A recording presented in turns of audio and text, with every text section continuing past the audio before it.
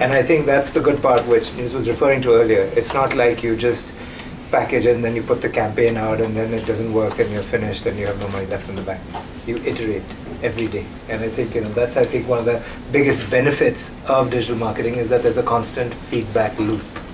Right? And that's where the analytics becomes so important because in the digital marketing space in the past we would have to rely on everybody in this room. We would say everybody gets a free coffee and a free water, and we're going to sit here behind a mirror and we're going to look at you looking at the ads that we created, and we're going to say, okay, do you understand the brand messages that we're getting out? And then at some point we would be satisfied because there would be 2 or 3 opinion leaders in that room who would say, oh yeah, it's the best ever and it's fantastic and the bottle needs to be exactly looking like this, and the only way you could check it if it's true or not is by putting it into the market and then hoping that whatever happened in that room behind the mirror would actually be true, right? And in today's world, you're constantly iterating. You have maybe 100 different versions of a marketing module out there. It can be a banner, it can be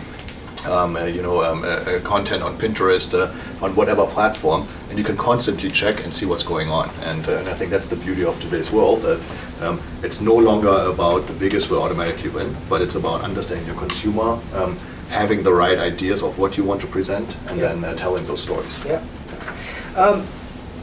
And this kind of goes very smoothly into this whole question of B2B, B2C as well, right? I mean, is it relevant to everyone?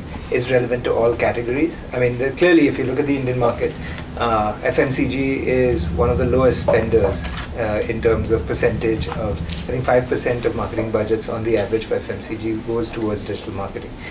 In categories like automotive and banking, financial services, etc., that number is close to 50% or moving there, right?